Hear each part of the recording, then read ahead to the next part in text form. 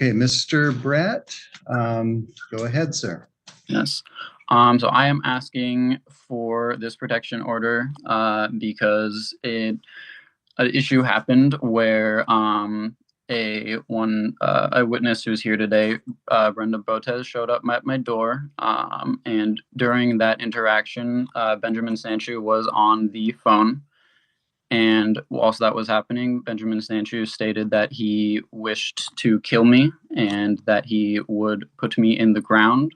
And knowing that he has my home address as well as my work address, I felt incredibly threatened by this statement and would like to be legally protected in case he decides to show up at my home or my work with any intent to harm me.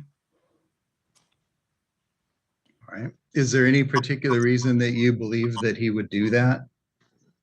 Because I believe that he may do that because his daughter was staying with me at that time, and it seemed to me that he was under the impression that I had taken her against her will, and I stated that she had chosen that, and have spoken with multiple police officers confirming that she is safe and here of her own will. But I am concerned that as a parent that they may not believe that and may still intend to cause me harm. Is the daughter an adult? Yes, she's 18 years old. Okay.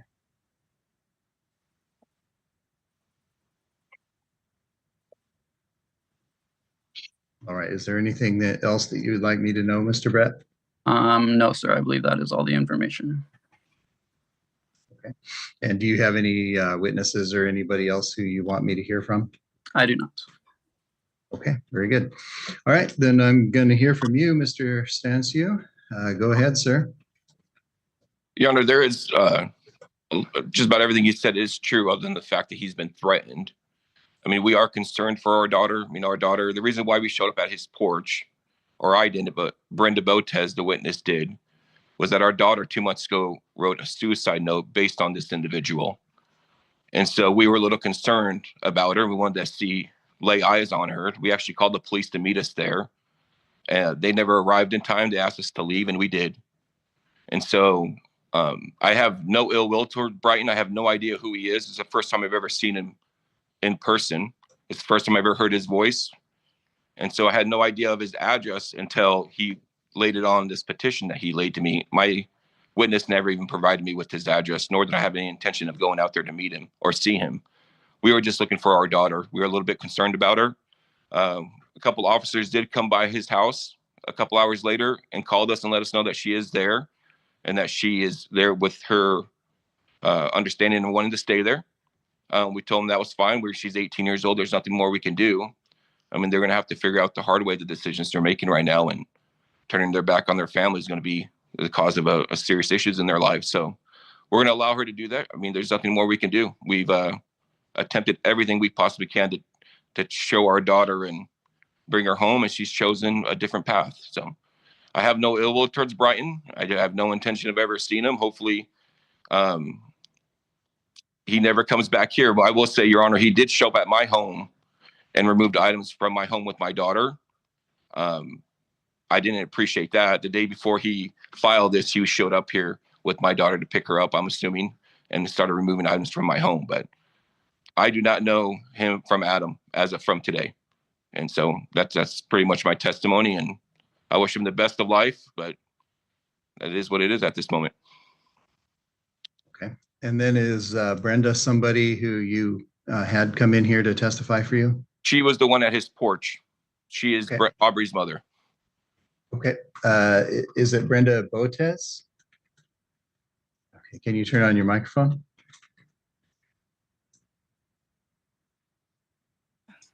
Oh, can you hear me? Sorry about that. I can. All right. Before you testify, let me have you raise your right hand, please. Do you swear the testimony that you give in this case will be the truth, the whole truth, and nothing but the truth? I do. All right. And Ms. Botez, what would you like me to know? Yeah, I mean, agreed with Ben.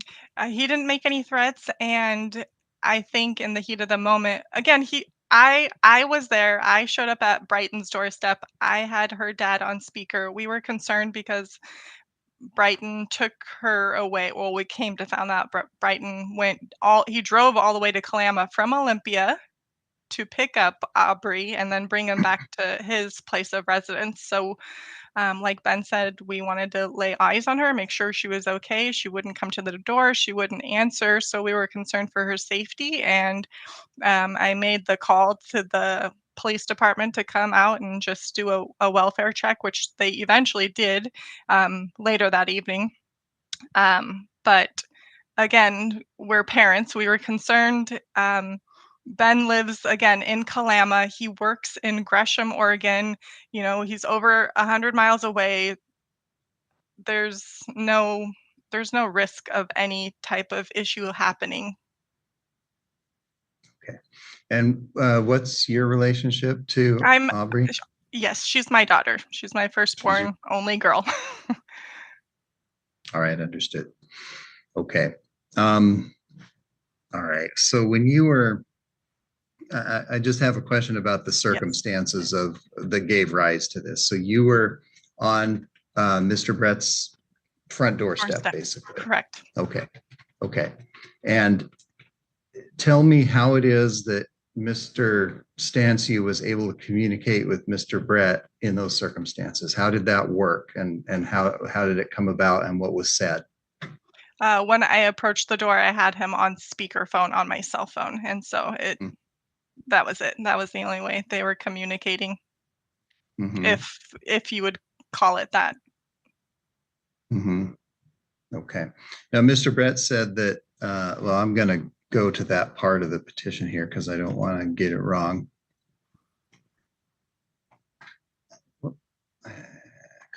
There we go. Okay, this is what Mr. Brett said that Benjamin said. He said, "You have no idea who you're dealing with. I will put you in the ground, followed by I will kill you." Did you hear words like that said? Absolutely not, Your Honor. I did not ever hear those words come out of anyone's mouth. No, those words were never said. Okay. So from your point of view, though, what was said? Well, honestly, Your Honor, I was the one talking and I couldn't really hear anything that Ben was saying on the speakerphone. It was like the back and forth conversation between me and this gentleman, and I was calling for my daughter. I honestly, I was calling him names because I said that he was a predator because, you know, he started dating my daughter at the age of 17. He's in his 20s. I thought, you know, so whatever he claims he heard, I don't understand because it was me mostly talking to Brett this entire time. I told him what he was doing was wrong. I told him that how many children did he raise, that he had the audacity to come and take my own child away. And, you know, so to be honest, I'm surprised Ben was brought into the picture at all. All right, thank you. I appreciate that. All right, Mr. Stanciu, is there anything else? No, not at all. It's sad that it's come to this. I feel bad that we're trying to use our court systems to be honest, judge, against us just to keep us away from our kid. It's a little hard to take for sure, but we'll kind of lay at your mercy to find out what's going to happen next. Okay, thank you, sir. All right. Thank you both. Thank you all three. And I think I have what I need to decide this case. Now, you know, obviously a situation like this is fraught with emotion. Parents are understandably concerned about their child, even when their child's 18 and technically an adult. That doesn't mean that they stop being concerned. You know, anybody who's a parent knows that. Sometimes, you know, in a heated moment, people will say things that they, you know, calm reflection would never say and certainly wouldn't mean. But that's the reason we have hearings like this, is because when these cases are initiated, the court only hears one side of the story. Hearing like this, obviously the court gets to hear all sides of the story. Now, I made the decision I did in the case initially out of an abundance of caution. I think that was warranted, but listening to all of you and what you have to say here, it sounds to me like one, I'm not really convinced by a preponderance of the evidence that there was any meaningful threat or true threat issued. And two, there was no course of conduct. In other words, in a harassment case, in order for an anti-harassment order to be granted, there has to be a course of conduct directed at a specific person, and a course of conduct means something more than a single incident. And in my view, after listening to what you all have told me, this was a single incident and not a course of conduct. So based on the lack of proof of a course of conduct and my inability to find by preponderance of the evidence that a significant or real threat was issued, I am going to deny the petition for an anti-harassment order at this time. So things might be different if there were to be a course of conduct, but as of now, with the evidence in front of the court, I don't see one. So at this point, there can't be an anti-harassment order based on the record. All right. So that will conclude your hearing for today. Thank you, Judge. Thank you for your time, Your Honor. You're welcome.